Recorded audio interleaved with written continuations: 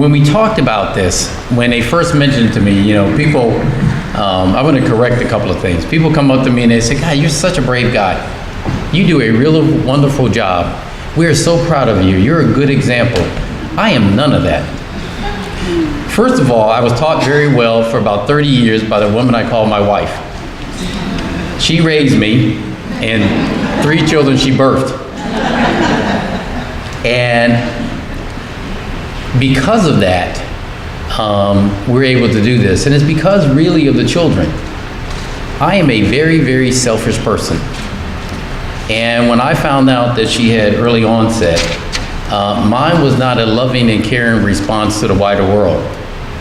It was a woe is me. It was one, how does this happen, and why did it happen to her? And more importantly, why did it happen to me? She truly is the rock of our family, had done everything. And when I say everything, I mean everything. Those of you who know her know that I never bought an item of clothing the moment we started dating. And at 50-something, I had to figure out how to match up my ties. That was a hard lesson in life.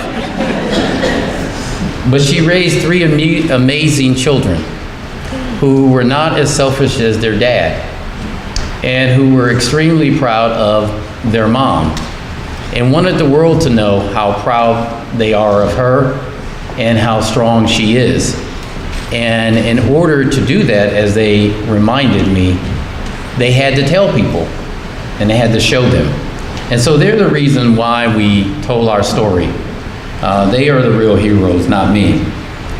We were lucky as a family that, they also reminded me that since I was county executive, I might as well do something good with that job, and use it as a platform to let others know. And that's what we tried to do. And it also reminded me of how lucky and blessed I am that I knew a Teresa Grant who could help me through the process, that I knew a Gloria Brown who could help me, that I knew a Betty Francis who would help me, that I had a government, that I knew a Reverend Tony Lee who would allow me to bring my wife to the church and not have the looks, that Pastor Jenkins would make it possible for us to leave early so that we can deal with the issues we had to, from the heart would open up. We were blessed. And with that blessing comes great responsibilities. And it leads us to why we're here today and why I'm so proud that we're a part of this. Because there's 2 stories I'd like to leave with you, and I'll sit down, why this is so important. As county executive, I have officers who stop by my house who are great, who've been through this journey with me and my wife, who know how to get her in and out of the car, who know the moods. So we're blessed. But on those rare occasions when it is Rashern and Sis that try to go through our daily lives as Rashern and Sis, it's a different story. I can remember the time that I decided to take my wife down the Capitol Hill where she used to work, to see in those very early moments, early part of this journey, if I could trigger some part of her past. And I remember we were coming into the Visitors Bureau, which is great and new, and we were there when they were building it. So to go there through the finished project, I wanted her to see it. And I was excited. It was a sunny day. I drove myself. I walked my wife into the Visitors Bureau, and if you go into the Visitor Center, you have to go through a metal detector. And if you know Krista Lynn Beverly, she has enough jewelry to supply all of Prince George's County. And it ain't cheap jewelry. It's heavy and it's everywhere. And as I'm walking through, trying to maintain my composure, I tried to make sure before I walked through that door, I really did, I said, I wanted to make sure I took off everything that could go off, because I wanted to go as smooth as possible. Dealing with the bathroom situation was going to be difficult enough. I wanted the entrance to be smooth as possible, because any disruption causes confusion. And I thought I had done everything. I walked through, she walked behind me. I tried to walk through it together. They said, no, no, sir. You walk through, she walks through. I said, okay.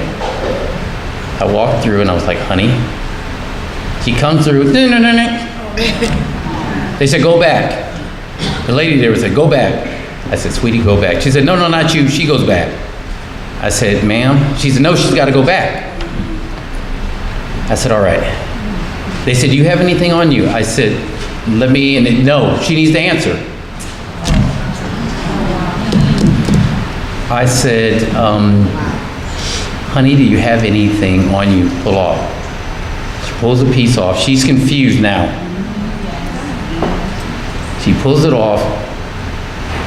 She hands it around. Then she walks through and it goes off again.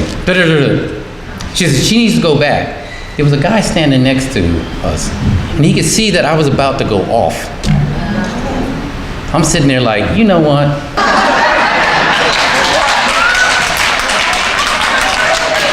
I brought my own officers in here. My first reaction. But he could see that I was going to, he said to me, he said, whoa, whoa, whoa. He said, I think, he didn't say it because, you don't want to say there's something wrong with her. He said to the officer there, he said, I think it's okay if she comes through. And at that moment, I calmed down. And you start to realize your life ain't like everybody else's life. You don't have Mike McNeil to go through and make sure. At that moment, what I cared about was trying to have a normal life. What I cared about was people understanding the codes that you were giving them as to what you were trying to do.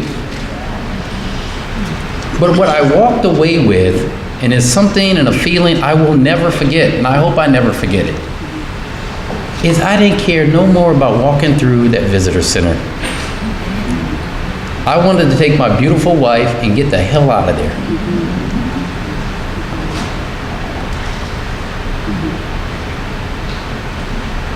But it makes you realize why, as Elena said, something so simple as friendly community is just that.